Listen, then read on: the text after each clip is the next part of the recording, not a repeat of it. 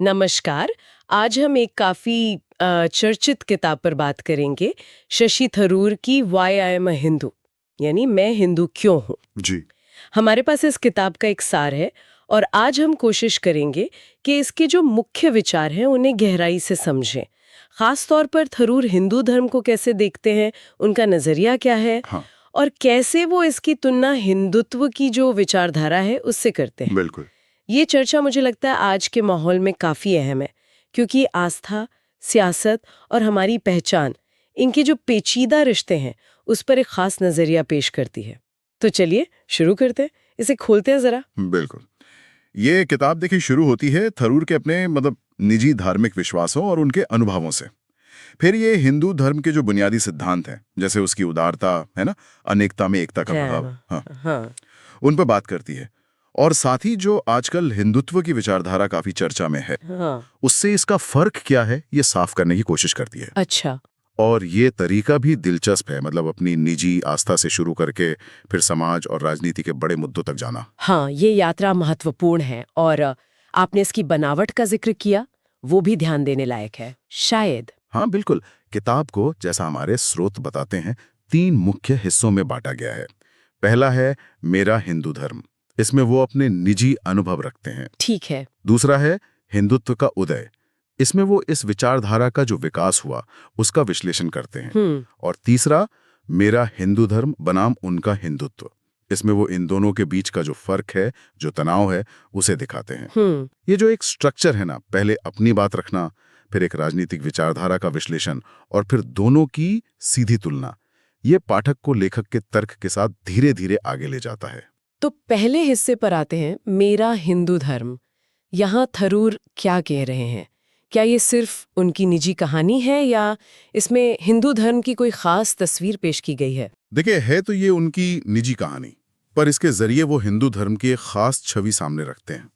स्रोत के मुताबिक थरूर हिंदू धर्म को एक बेहद उदार, सहिष्णु और सवाल पूछने को बढ़ावा देने वाला धर्म के रूप में देखते हैं। अच्छा। वो इसे किसी एक मजहबी किताब या किसी एक पैगंबर या कोई एक तयशुदा नियम कानून उसमें बंधा हुआ नहीं मानते। ये दिलचस्प है, क्योंकि अक्सर तो धर्म को नियमों और थोड़ी कट्टरता से भी जोड़कर देखा जाता है। तो थरूर ये उदारता और सवाल पूछने की गुंजाइश को कैसे साबित करते हैं? मतलब क्या आधार देते हैं वो हवाला देते हैं वेद, उपनिषद, भगवत गीता और साथ ही अलग अलग संतों और विचारकों का, जैसे आदि शंकराचार्य से लेकर विवेकानंद और रमण महर्षि तक।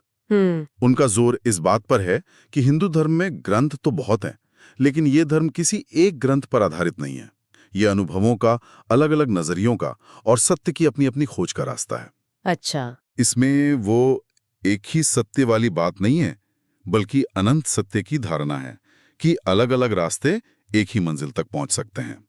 मतलब थरूर के अनुसार ये अनेकता और संवाद की गुंजाइश ही इसकी असली पहचान है। बिल्कुल बिल्कुल, यही वो खुलापन और विचारों की जो विविधता है, उसे थरूर हिंदू धर्म की आत्मा मानते हैं।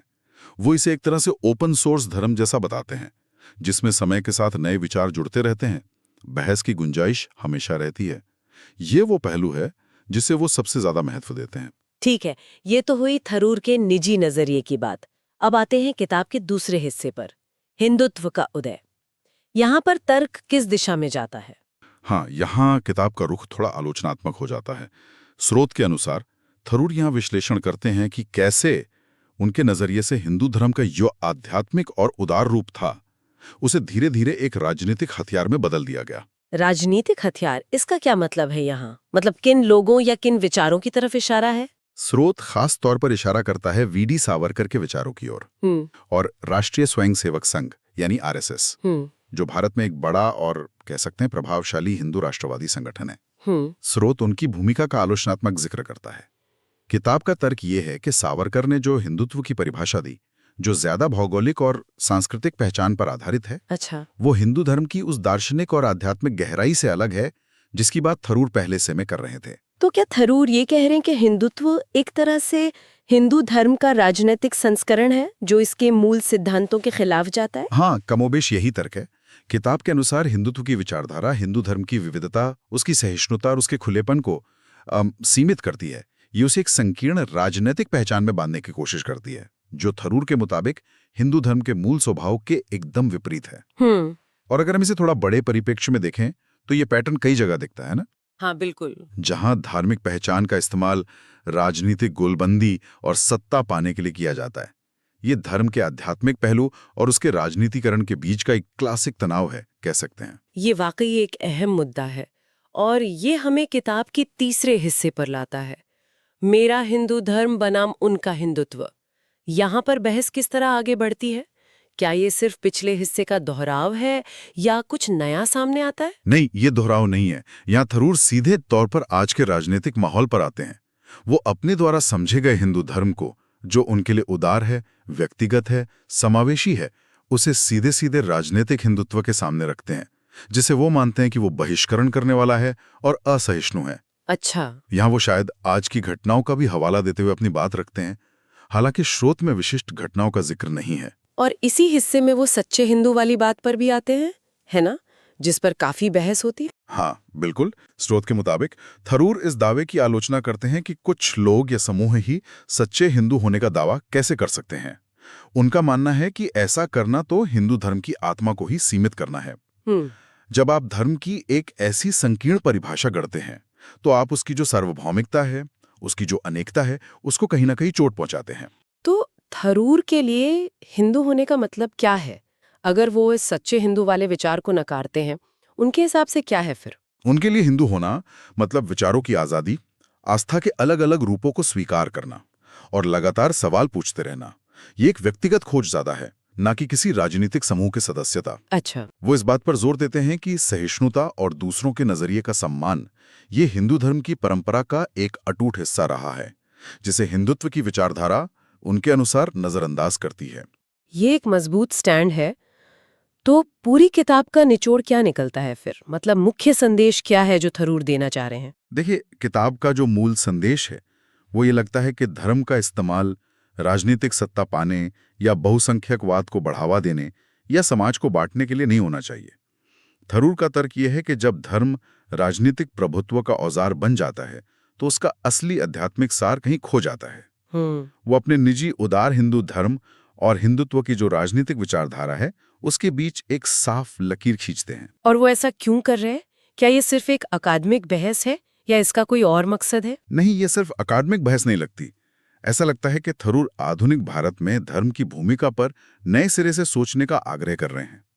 वो शायद उन लोगों तक पहुंचना चाहते हैं जो अपनी धार्मिक पहचान को तो मानते हैं, लेकिन उसे कट्टरता या राजनीतिक नफरत से जोड़ना नहीं चाहते। हाँ, ये हो सकता है। ये किताब उन लोगों के लिए लिखी गई लगती है जो धर्म को समझदारी, सहिष्णुता और विवेक के नजरिए से देखना चाहते हैं, और शायद अपनी आस्था और आज के राजनीतिक माहौल के बीच एक नया तालमेल खोजने की कोशिश कर रहे हैं। तो अगर हम संक्षेप में कहें तो ये किताब एक तरह से हिंदू धर्म की जो उदारवादी परंपराएं हैं उनको बचाने की एक कोशिश है, और साथ ही जो उसके नाम पर उनके अनुसार राजनीतिक एजेंडा चलाया जा रहा है उसकी आलोचना। हाँ, इसे इस तरह से देखा जा सकता है। बिल्कुल, ये एक व्यक्ति की कोशिश है कि वो अपनी आस्था को फिर से परिभाषित करे और उसे एक खास राजनीतिक विचारधारा के, कह सकते हैं, कब्जे से आजाद कराए। थरूर ये कहने की कोशिश कर रहे हैं कि हिंदू होने का मतलब जरूरी नहीं कि हिंदुत्व का समर्थक होना ही है। अच्छा। बल्कि उनके अनुसार ये दोनों विचार कई मायनों में एक दूसरे से काफी अलग हैं। ये बात उन लोगों के लिए जरूर मायने रखेगी जो अपनी धार्मिक पहचान को ज्यादा खुला और समावेशी मानते हैं, लेकिन ये भी याद रखना जरूरी है, जैसा कि स्रोत भी इशारा करता है, कि ये शशि थरूर का अपना नजरिया है ना? ये उनके निजी अनुभवों, उनकी पढ़ाई, उनके विश्लेषण पर आधारित है। बिल्कुल बिल्कुल, ये हिंदू धर्म या हिंदुत्व पर कोई आखिरी फैसला नहीं है। ये एक महत्वपूर्ण आवाज है, एक नजरिया है। इसकी ताकत शायद इसके व्यक्तिगत लहजे और साफ तर्क में है। ये किताब पढ़ने वाले को सोचने पर मजबूर करती है कि धर्म आखिर है क्या। हाँ। व्यक्ति के जीवन में और समाज में इसकी क्या जगह होनी चाहिए। हाँ, और ये कुछ बड़े सवाल भी खड़े करती है, जैसे हिंदू धर्म की कौन सी व्याख्या ज्यादा सही या प्रामाणिक मानी जाए? क्या कोई एक व्याख्या हो भी सकती है? सही बात है। और जब धर्म सार्वजनिक जीवन में आता है तो क्या उसका राजनीतिकरण होना तय है? किसी व्यक्ति की निजी आस्था और उसकी सामूहिक पहचान के बीच क्या रिश्ता है? ये वो सवाल हैं जिनसे किताब जूझती हुई दिखती है। और जैसा हमने पहले भी कहा, ये मुद्दे सिर्फ भारत या हिंदू धर्म तक ही सीमित नहीं है। पूरी दुनिया में हम देख रहे हैं कि कैसे आस्था और राजनीति के बीच की रेखाएं धुंधली हो रही हैं। हाँ, ये तो है। पहचान की राजनीति किस तरह से धर्म का इस्तेमाल कर रही है, ये किताब इसी वैश्विक मुद्दे को भारतीय संदर्भ में पेश करती है, जो इसे और भी प्रासंगिक बना देता है। तो आज हमने शशि थरूर की किताब मैं हिंदू क्यों हूं के सार के जरिए उनके मुख्य विचारों को समझने की कोशिश की।